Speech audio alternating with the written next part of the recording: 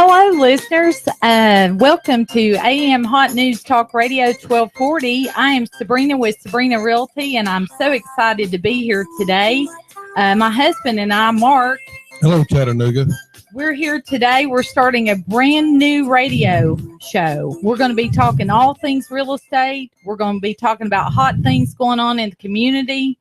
And we have a very special guest here today, and we'll bring him on here in just a few minutes. But for those of you who have been thinking about buying a home, just want to tell you today, there's never been a better time to buy a home. And I'll tell you why. Because rent costs are at an all-time high. So you don't want to be making your landlord rich, throwing your money away. You want to buy a home. Interest rates are at an all-time low. They're at a historical low. You can borrow so much money and pay very little interest, which allows you to buy more home. Home prices are stabilizing. We had seen an increase in prices for years, and now we're seeing prices stabilize, so buyers can still get a great deal on a home. And the mortgage terms are more clear now. It's easier to get a loan. And so that brings us up to our guest. We are so excited to have Bruce Dodds with People's Home Equity here with us today. Yeah, well, how you doing? Doing great, Bruce. Thank you for joining us well, today. You know this is history in the making. You are joining us on our very first radio show. Absolutely. I'm excited to be here for the absolute unveiling of the Sabrena show. I guess we don't even know what we're going to call this show yet. Not yet. And we're thinking on it, but it's going to be all things real estate and all things community. Well, and I think it's just such great timing because right now, when you turn on the news, you hear all kinds of stuff that sometimes kind of accurate, sometimes not. Right. Really wants to make it sound like the process is much harder than it is. But right now, we're seeing, the dollar goes a long way. We've seen house prices move up some. Right. But, they haven't jumped in our market like they have in some other places. We're seeing interest rates still, interest rates are so low, you can barely see them. That's true. And so, it's a great time to buy a house. And, I think folks are often really misled as to how hard they think the process is. Right. I think a lot of folks have some real misconceptions in terms of how much money they have to have saved up to buy a house. Right. They think their credit has to be absolutely perfect. If you think about it, the median credit score in the state of Tennessee is about 708. Well, most mortgage programs you can do if you're around 640. Right. So you can be, not quite 10%, but almost 10% less in credit score than the median credit score in the state. So, that says you can have lived a little life. You can have had a few things happen. So, things don't have to be absolutely perfect. Well, I think the key before anyone starts the process, they need to find the right realtor and the right lender. Yeah, find the right realtor. They need to ask them some questions. Sure thing. They need to ask them, how long have you been in real estate? Are you doing this full time? What's your experience? Because that person's got to walk you through the process from the beginning to the end. And it's important, as you know, Bruce, there's a lot of things that happen during the real estate transaction that people don't even think of. Well, if you think about it, often, when you get on an airplane ride and there's a little turbulence, right? That doesn't mean we're going to go crash into the ground because we have an experienced pilot who's going to get us down on that runway. It's the same thing when you're buying a house. There's going to be things come up. You're going to find some things wrong with the house that you weren't aware of when you do an inspection, or you're gonna run up against some issues. And so you just want to have somebody that this is not their first flight. Exactly. They need to know how to really walk you through and be able to problem solve. There's a lot of problem solving to the process. Absolutely. A lot of it. You've got to have someone that's really determined and doesn't take no for an answer too. Well, but if you think about it, the most important thing I think is to, you find a realtor, we certainly would suggest people will call you. Exactly. And you're going to sit down with those folks and you're going to find out what's important to them. Right. And then a lot of times people just are thinking that the mortgage process is just so awful. It's really not that big of a deal. I mean, to get a mortgage, you first of all have to prove who you are. Right. So you got to have a driver's license, social security card. That's pretty easy. Yeah. Next thing you've got to show is how much money do I make? So you need your last 30 days worth of pay stubs. And they have to be on the job for a while too, don't they? Well, it really depends. We've got to show somebody's had a work record for the last 2 years. But let's say, for example, you've been in college or you've been in trade school. Then we can just show your transcripts. Most of the time, you have to be on the job for at least 30 days. Right. So that's not that long.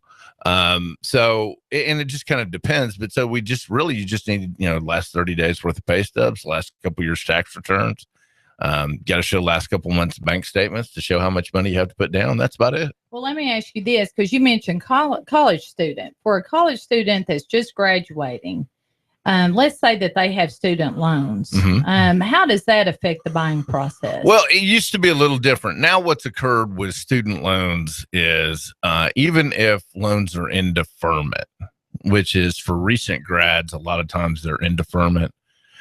You've got to take a small percentage of what that let's say, for example, somebody owes, $10,000 or that you take 2% of that is what the payment would be. So for a lot of folks, it's better for them to actually go ahead and get payments established and make that first payment versus being in deferral, because often that payment's going to be less than what the imputed calculation a lender is going to have to use. Right. FHA came out in September and said you have to start using 2% of the outstanding balance as the payment. Mm-hmm. A lot of times you're going to find the payment wouldn't be that much. So it makes sense for folks to do that. But that's just one of those things, it's as you were saying a second ago, you need to have somebody who is experienced as a realtor, right, to help you identify potential issues and determine strategies around those. The same thing is with a mortgage lender. And, I would tell folks, if it's your first time you're buying a house, right, probably not the best time to go to, internetlender.com. Yeah. Who is not to pick on anyone. Yeah. They're just, that's a great way to go for a lot of folks if they've been down the road before. Right. But if you haven't, you probably want to be able to sit down with somebody, ask them all your questions and help and have them identify any areas that are going to be potentially problematic for you and start going ahead and build some strategies around that. One thing we see a lot of times with people buying their first house is, and this is the best problem to have. If you're going to have a problem, this is the best one. Yeah, no credit. That's the best problem to have, because there's some strategies we could do around that. Right. And maybe we could talk about that on another show, but it's that's a good problem to have. Right. Because it's a lot easier to get you some credit when you ain't got none than it is to fix credit if you've already messed it up. Right. So starting over is no big deal. But for a lot of new folks, that's something. But I would just tell folks, the best thing to do is sit down with a local lender and bring all your documentation. If you call a lender and they say, take your information and pull your credit and ask you how much money you make, and they say you're now pre-qualified, you need to go to another lender. Right. If they don't actually look at your stuff, because that's pre-qualification is worth about the amount of time they put into it, which is none. Because a lot of times people have situations that that they're just not aware of as an issue. For example, I'm working with a gentleman right now. He has a full-time job, but last year in 2014, not 2015, but in 2014, he started a little business. Business didn't make it, shut the business down. Well, that's a problem. Right. Because we've got to look at certain things. There's ways around that problem, but you need to know that up front. And so if a lender's not looking at all your documentation and doesn't know that problem exists, it's going to rear its ugly head at some point. Well, and for someone self-employed like that, they're going to have to show 2 years of taxes. You're going to bear a lot of weight on their last 2-year tax return. Yeah, actually, yeah. So self-employed folks, it's a little more difficult. Right. It's not, it's the problem is often with self-employed folks that, without making this a political conversation. Well, we can do that later. But our tax code's so heinous these days that self-employed folks are often going to avail themselves of every possible write-off they can use. That's true. And so the only time you ever want to look like you make any money on your tax returns is when you're borrowing money for a house. True. That's about the only You've time. got to show income for at least 2 years. Yeah. So often folks will find that they've just used the tax code to their best benefit. Not saying anybody does anything wrong, but they're just using the tax code to their best benefit. And sometimes they can write off a whole lot more stuff than the average person can write off. Now, let me ask you this. Let's say someone came to you, they're wanting to buy a house. Mm-hmm. And their credit's not the best. They've got the income. They've been on the job. Their debt to income ratio is within limits. Let's say they have some medical bills or something that's affecting their credit. Kind of explain how you can get someone ready and in position to buy that maybe isn't ready today, kind of what that process is and what you do for any potential buyers. Sure. Well, if you think a lot of it, when we look at credit, is the awful 2 words, which is credit score. Unfortunately, I hate credit scores. I've been doing this 28 years, so there wasn't a credit score for a big portion of my career. But a lot of times now we're really looking at not what is the quality of somebody's repayment, but we're looking at scores. So if you look at credit scores were designed years ago when the credit card industry decided that they wanted to issue a credit card to anybody who could fog a mirror. So you're going to get a credit card. They just need to know how to price it. So they come up with credit scores. Credit scores are heavily weighted towards how you use credit cards. One of the number one things they look at for your credit score is what's your credit utilization. So if you have $1,000 credit line, how much do you have outstanding on that? So the first place we look, if somebody's got a credit score problem, is do we have big balances on credit cards? That's not good. Yeah. So you really don't want to owe more than about 30% of the line amount. So if you have $1,000 line on your credit card, you don't want to owe more than $300. Yeah. If we're applying for a mortgage. So that's one of the things we look at first. Often, if you have medical collections, that sort of thing, kind of once they're there, they're there. Yeah. There's not a whole lot you can do. Sometimes paying them off actually can hurt you. Really? It depends on how old they are. Most of the time, it's very seldom you see somebody above the age of 35 that doesn't have a medical collection at some point. Right. Because let's face it, what happens is we get a bill from a medical provider, and the first bill we get's $600. And then insurance pays some money on it. Now it's $180. And then you get another bill, it's $90.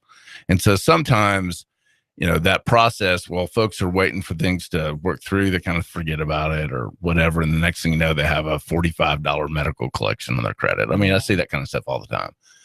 Medical collections aren't a big deal. Okay. Unless it's just tons of them. What is a bigger deal with collections is, if you have a collection with a normal type credit provider, like somebody's charged off a credit card, okay, and they've now placed a collection, because that collection can now go to a judgment, which could attach to the property you're trying to buy. So sometimes when you're looking at those things, are we looking at a future lien? Actually, the credit bureaus have discussed really underweighting medical collections because so many people have them.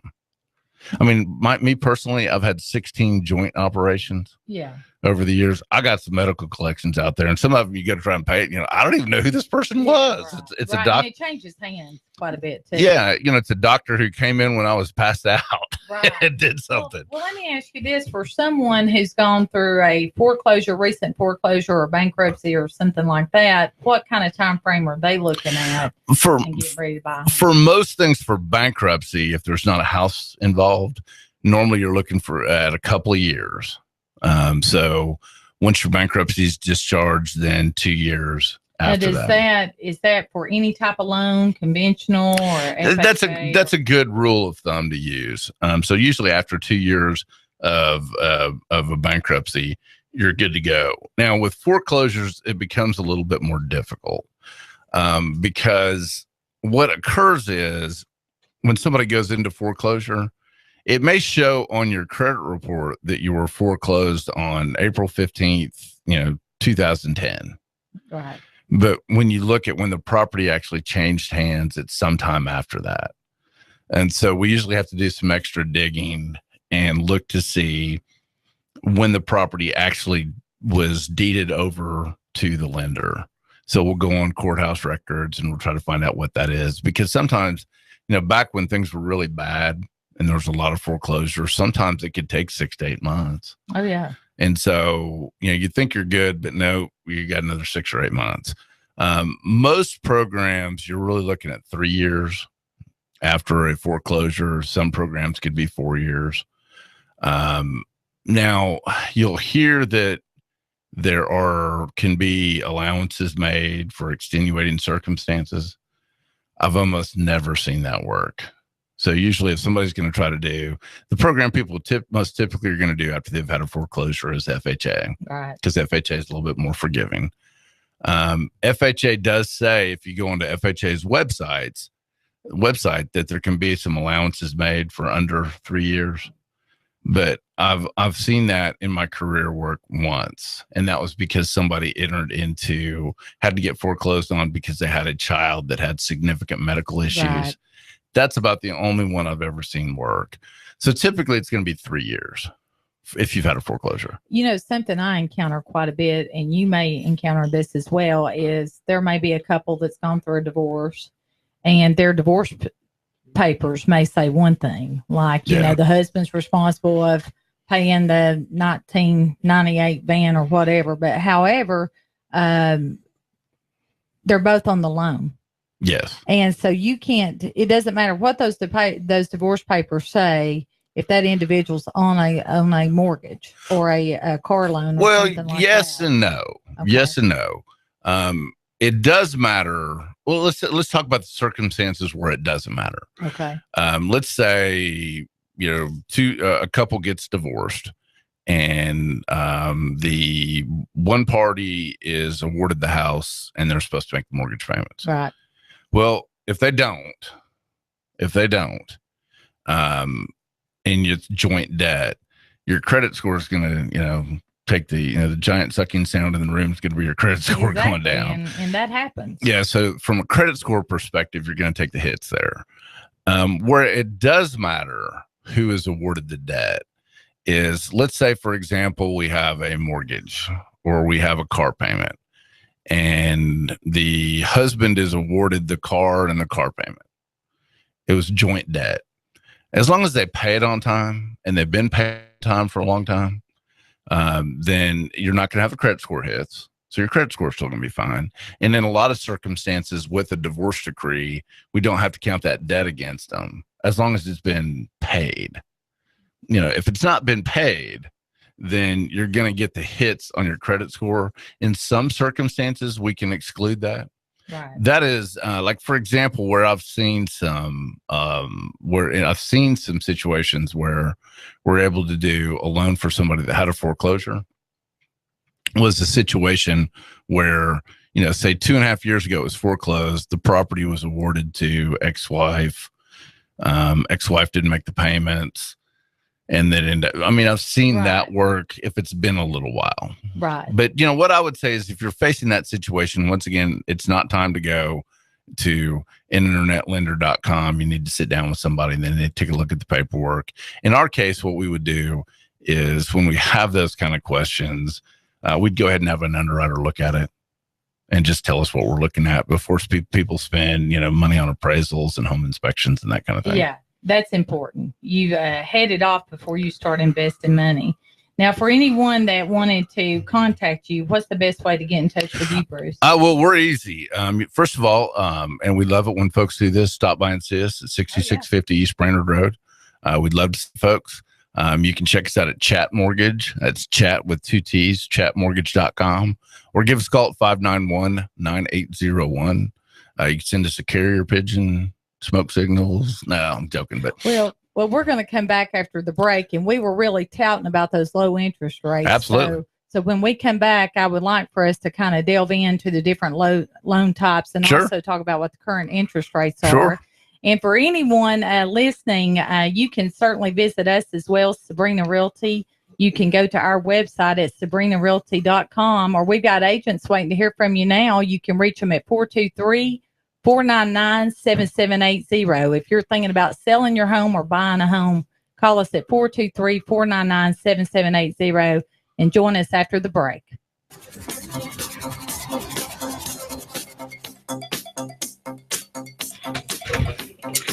Welcome back, and we're so glad you're listening to us today at 1240 a.m. Hot News Talk Radio.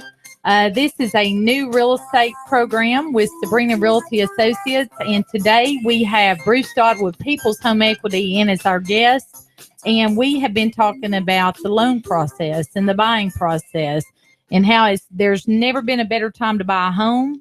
The prices are great. The interest rates are low. And we keep talking about how low the interest rates. Why don't you kind of give us some different loan types and what the interest rates are running right now? Well, Bruce, you know, if you explain what that means. Sure. In buying a home. Sure. Well, the granddaddy of them all, the best loan program out there, it's the one that you have to earn. You have to earn it. Right. And that's a Veterans Administration loan.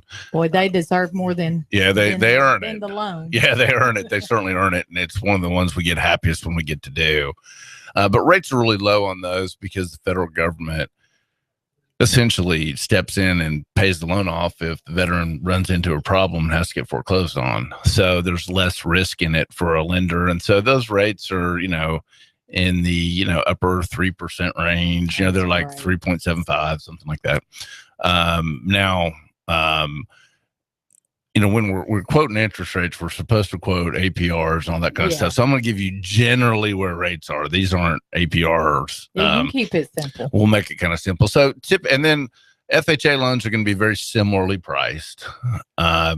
Conventional loans, the rate is a wee bit higher, but the reason why typically folks go that route is unless you're putting down 20% when you buy a house, if you're making a down payment of less than 20%, then there's typically something called mortgage insurance that has to go along with the loan.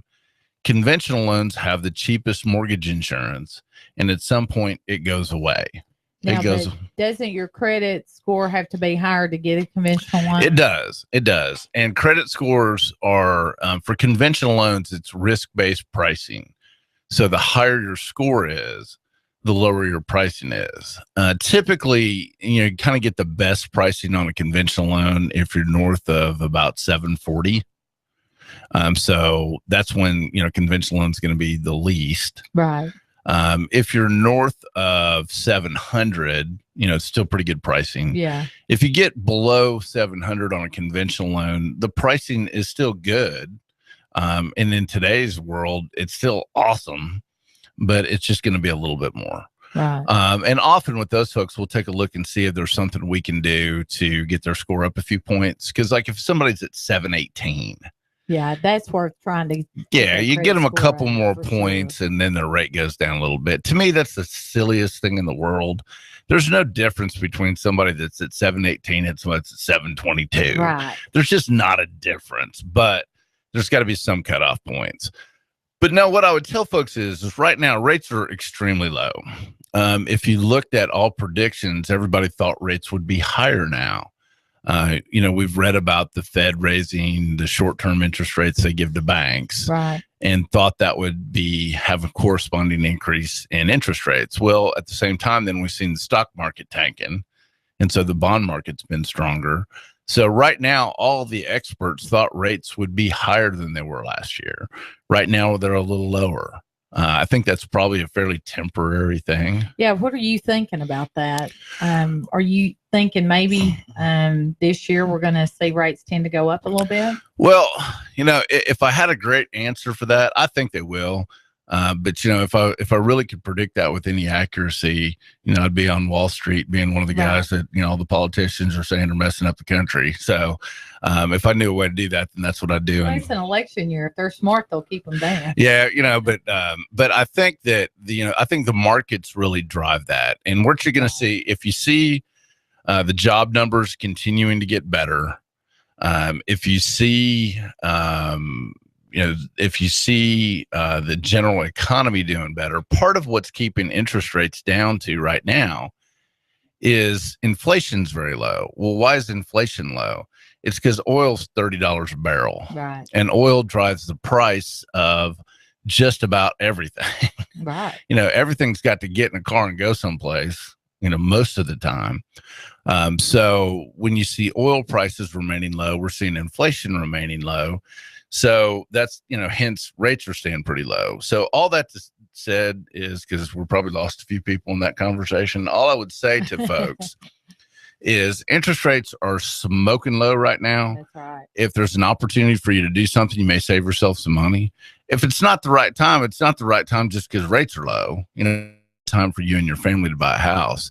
But I think for most folks in this kind of environment, it makes sense to at least take a look at your situation and say, is now the right time? Let me get some information. Let me sit down with Sabrena. Let me find out, the house that I'd like to have. What's that cost? Well, and we touched on this earlier, when you're looking at a 3.5% interest rate versus a 6% interest rate, and we're looking at a lot more house. Exactly. We're looking at a mortgage payment about $1,200. You're getting a lot more house with that lower interest rate. So it's a great time for anyone looking to buy. And, there's tax incentives too when you buy a home. Sure. Well, and I think a big part of the reason why folks often don't jump in the market is they don't feel like they understand the process. And so you've got a solution for that. You got a seminar coming up. Exactly. We do have a seminar, and we will promote this again at the end. But for anyone that's tired of making their landlord rich, because rents are at an all-time high. They're at a 15-year high. And you can take that payment that you're paying in rent and apply that towards a house and get more living space. Sure. And plus, you own it. So that's an investment. That's something that you can build equity on and sell and make money on one day. But when you rent, you get none of that back. There's no return on investment. Well, yeah. And we're seeing rent prices high because the one thing we've had a lack of in our market, especially here in Chattanooga, is it's been a very tight market from an inventory standpoint. Not at some points, we've not had as many houses as we need. So that would also say, if you've ever thought about selling your house, call us. Yeah, I mean, right now. Yeah, the prediction is that this year that a lot of those sellers that were holding back and not putting their home on the market, just because of not being able to get the price they were hoping to get and stuff like that, we're going to see those folks that were holding back come on the market this year. And, sellers are going to have more competition too when that happens. Sure. But, right now, especially if your house is under about, if you think you're going to sell it for less than $200,000. Oh, yeah. I mean, I got a stack of people on my desk that have been pre-qualified that would like to buy that house today. Well, with a median sales price of $155,000, when you're looking at a sales price of $200,000 or less, you've got a large market of buyers that can afford it and that are going to be available to buy the home. But for anyone that's been holding back, that may be thinking about selling their home, they should definitely call us and let one of our agents come out and assess the home and give a free market analysis and determine the value of the home, and also talk about some competitive commission rates we have. So not everybody offers that. Yeah. Well, the thing too, hidden fees or any administrative fees. Well, and because all those things impact what your net result's going to be. Absolutely. It just does. But, if you think about it right now, if you've ever thought about selling your house, I hear folks say that, well, my house isn't ready to put on the market because I need to do a bunch of stuff to it. I'm telling you right now, if your house is between $150,000 and $200,000, unless it's just, I would have you take a look at it. If I would have you come out, take a look at it and tell me if I need to spend any money. Because a lot of times you don't. Well, I will tell you, I very much use a conservative approach when I'm looking at a home to sell, because you can tell someone go in there and let's replace these Formica countertops with granite, and let's replace this flooring with all hardwood and stuff. And they will not get that money back. Nope. They will not get it back. So sometimes just decluttering, giving some curb appeal, some fresh paint, doing some very inexpensive things will transform a home and make it very appealing to any potential buyers out there. And so when we come out, we're going to use a conservative approach. Sure. Because we know that people are not going to get that money back if they go and invest a significant amount, just to sell the home. Well, yeah, so to me, the idea then is if you've ever thought about selling your house, give Sabrena a call, come out and take a look at it, and let's see what you can get for it right now without doing a thing. You may not need to do a thing. Well, they want to keep more of that equity. That's right. To invest in their next purchase. And that's where you would come in, Bruce. And, you and I are going to plan this big seminar. We're doing that. That's going to be March the 3rd. That's a Thursday. And it's going to be a lunch and learn. And it's free. It's free. And we're going to feed people too. So you can come in. Food. You can eat. You can learn a little bit. We're going to share all this vast amount of knowledge that we have. It's going to be awesome. It's going to be awesome. It's going to be fun, but we're going to be talking to those first-time home buyers, anyone that's renting and they're tired of making their landlord rich. We're going to give them advice. We're going to start step 1 and walk them all the way through the process. And we're also going to talk to any seniors out there that are thinking about downsizing. They're thinking about selling their home. Maybe moving into a condo or a townhome or something like that, or a smaller home on one level. We're going to be advising them as well. So we're going to be talking to investors too. If you're an investor and you're thinking about investing in real estate, maybe buying a home that you want to flip or you may want to hold on to and rent it, this will be a great seminar for them as well. And we're going to have this at the Hickory Valley Retirement Center. It's going to be very conveniently located there in East Brainerd. Their address is 6705 Ballard Drive. And we'll talk more about that when we end today. But this is going to be a great seminar. And what have you got to lose? I mean, you're going to get fed. You're going to get all this great advice. And we'll be there. We'll have staff members there with us. We'll have other realtors there that can speak to everyone one-on-one. Well, the thing is you can get some great information. It's not going to cost you a thing. And even if you think, man, I'm not sure that I'm really interested in buying a house, you may be able to come find out that the process is much easier than you thought, and it's something you want to do. That's true. Or it could be that you decide, no, it's not for me right now. Right. But at least you've got the information, so you're not sitting around wondering, I wonder if I could. So the what we all need in life to make business decisions, and we're making decisions around our home finances. Right. That's a business decision. Exactly. That's an absolute business decision. And all businesses, all good businesses, they get information on doing all kinds of stuff. Some of it they plan on doing, some of it they don't. But the only way to make good decisions is if you have the information. So here's an opportunity to get the information without having to spend hours and hours on the internet, trying to Google things. Absolutely. And trying to figure stuff out on your own. Plus, you get a little free lunch out of it. It's a nice place. Well, and we keep saying now's the time, because we know in our industry that things are always evolving, always changing. There's new guidelines. There's always new things that we have to adhere to. And speaking of, I want to just really take a minute, brag on you, and you take an opportunity to tell people too, we have some new RESPA guidelines that came into play very recently. Mm-hmm. That's October of last year. And it has delayed the closing process. And what I'm finding with a lot of lenders is that where it used to take 4 weeks to close a loan, it may be 6 or 7 weeks now. And I know you have in-house processing and all that. So take a few minutes just to brag on people's home equity, because I have just been amazed and thoroughly impressed with the loans you've been closing for Sabrena Realty, because you've gotten them done on time when I'm seeing other lenders aren't able to do that. Well, a lot of times when we think about a product or a service that we don't use a lot, we just take for granted that service from one company to the next is going to be pretty good.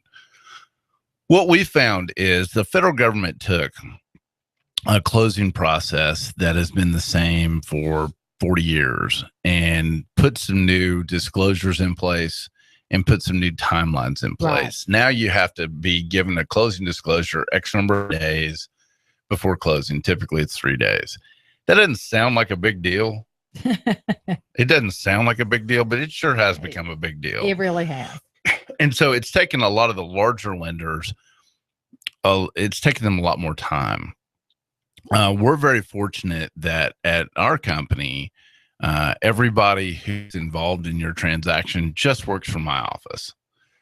So we've got our own processing staff that's right here in Chattanooga that all they do is work on Chattanooga business. I have underwriters who all they work on is my business right here in Chattanooga. So, and my closing department's right here in Chattanooga. I think there may be one other company that has closing here, but I think that's about it. Well, that's important. Yeah, most of it is done in regional centers around the country. So if you think about it, your deal that's on somebody in Ohio's desk to process it or underwrite it or to close it, it's just a piece of paper. It's just a piece of paper. When you work with a small local company like us, I mean, I got to run into you in the grocery store. Right. I may have to see you at the Little League field. I may see you at church. I don't want to have to duck down another aisle because I couldn't close your loan on time. Versus, you know, I'm not going to say their name, but they're a big internet lender. They're based in Detroit. Well, you know, if things don't work out in Chattanooga, it's not that big of a deal to them. They've got a lot of other places to do business. For local lenders like me, you know, 100% of it is the experience that our clients have with us. I'm not a big bank. I don't have thousands of people walking through my granite filled lobby every single day. So we've got to get business done by taking care of people. Right. It's a service. Yeah, it absolutely is. And so we take that very seriously. We actually do a survey of each client after we close, and we take a look at those results. So with People's Home Equity, it's not like this is just one of the things we do. Not knocking big banks, but if you go into a big bank, you know, the CEO of a large multi-state bank, he's not staying up tonight worrying about whether the Smith deal in Chattanooga is going to close on time. That's a great point. You're absolutely right. You know, this is the service we're providing, and we're building relationships too. Yeah, and it's all we do. So it's like if mortgages in Chattanooga don't work out for me, I got a real problem feeding my family. It's not like I can just go back to doing car loans or doing credit cards tomorrow. We've got a lot invested.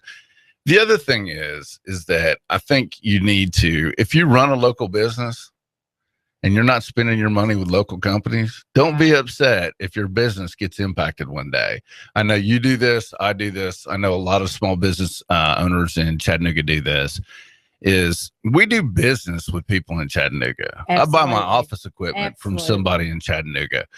I try to buy everything I can from somebody in Chattanooga because, you know, if you think about it, $1 that's spent in Chattanooga, according to the Chamber of Commerce, gets spent 7 or 8 times again in Chattanooga. Versus if we save a couple bucks and we buy something from some other place, well, then those dollars are leaving our marketplace. That's true. And that's a great point. Yeah. So if you're a local business owner, you care about local business, you ought to be doing business with people here in Chattanooga. So I think that's important, and I know it's something I do. But no, I do think that right now there is a significant difference in the ability to get deals closed. The larger financial institutions now are typically 6 weeks. Well, a lot of folks would say, well, I don't really care. I don't necessarily have to move that fast. Here's why you should care, is that today, Sabrena, how many offers do you do where there's multiple offers? Oh, that happens quite a bit in the current market. Yeah. So if I'm a seller, and I'm seeing best case scenario, this person's going to want to close this deal 6 weeks from now, and this person can close in 4 weeks. Exactly. If their deals are the same, well, I'm going with 4 weeks. Absolutely. So, and the other thing too is I think there is a significant difference often because if you've got a pre-qualification letter from 1-800 Internet Loan Company versus a pre-qualification from a local company that realtors here know that they can count on, then you've got a better chance of getting your deal accepted that way too. Well, that's true. And you're leading right into another key element that plays into the picture of dealing with a smaller company or someone local, and that's communication. You know, there's so many times that we'll go out, and if we're the second or third realtor that lists the home, you know, the seller says, oh, well, they put a sign in my yard and we never heard back from them. So communication is key. And one thing I've learned when you're dealing with a lender, when you're dealing with one of the bigger companies, they're always harder to get in touch with. It's always harder to get them to call you back and let you know what's going on. And with you, you know, I can just shoot you a text. I can call you. I can shoot you an email, and you're going to respond. And I mean, that really matters. Well, I really can't imagine somebody not returning Sabrina's phone call. I just wouldn't want to be that guy later in the day. But well, hey, Mark, are you still over there with us? I'm still here. Bruce, I wanted to just remind all of our listeners that the period between getting approved for the loan and actually closing on the home, that's not the time to buy a car or go furniture shopping, and explain that. Well, what happens is, folks, what you want to do is, after you apply for a loan, you want a status quo on everything. You don't want to change anything. It's a bad time to change bank accounts. I've seen people do that, because then we got to get all kinds of documentation. It's a bad time to let anybody pull your credit. If you're going to buy some furniture and you're going to need to borrow some money, then wait till after you have the house. Fannie Mae came up with what they call their quality initiative. And it's a requirement if I'm going to sell a loan to Fannie Mae, and that's where all good loans get sold. I don't care who you get your loan from. It's going to Fannie Mae or Freddie Mac or Ginnie Mae. They have an absolute requirement that you do a soft pull on that person's credit right before closing.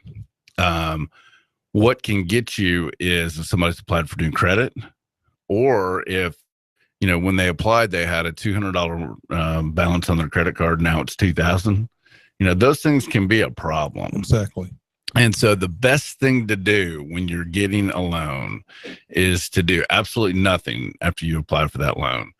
And that's really important. One of the things, if you let somebody pull your credit, then I have to prove that you didn't get any, you know, financing. You didn't get any new credit, and proving a negative is like the hardest thing in the world. How do I prove that something didn't occur? Right. I can prove that it occurred. So I've jumped through all kinds of hoops. I'm going to have to make you jump through all kinds of hoops if you're the borrower. And so it's just a bad thing to do. They just need to stay in constant communication with you, because really you're their friend in the business, and you're here to guide them through the whole process step by step. Yeah, well, with us, I mean, you know, I can't feed my children by taking applications. I only feed my children when loans close. That's right. And my kids eat a lot. So it's important to make sure that, you know, you're working with folks who, you know, a lot of financial institutions, you got to work with a lender. That lender's getting paid whether your deal gets done or not. Hey, Bruce, thank you. I mean, this is history in the making. You joined us today on our very first radio Glad show. to be a part. And I want to remind everyone to please come out March the 3rd, Thursday, to the Hickory Valley Retirement Center at 6705 Ballard Drive there in the East Brainerd area for our Lunch and Learn that will be held 11:30 to 1. We're going to be giving out all kinds of great tips and information and advice and feeding them. That's probably the most important part. But before we go today, I would like for you to tell anyone that's thinking about buying a home how they can get in touch with you. 591-9801 is the phone number. 591-9801 is our phone number, or you can check us out at chatmortgage.com or stop by and see us at 6650 And I East can Brainerd attest Road. that you do a great job. And for anyone thinking about selling or buying a home, please call Sabrena Realty Associates at 423-499-7780, or you can visit our website at sabrenarealty.com. And the key there is to spell my name correctly, which is Sabrena. And remember, we are licensed in Tennessee and Georgia. So it's a hot time, a hot market, a great time to sell. We will provide you with a free market analysis. We'll come out and make any recommendations. What have you got to lose by calling us? Again, Sabrena Realty Associates can be reached at 423-499-7780 or visit us at sabrenarealty.com. Thank you again, Bruce. My pleasure. With us today.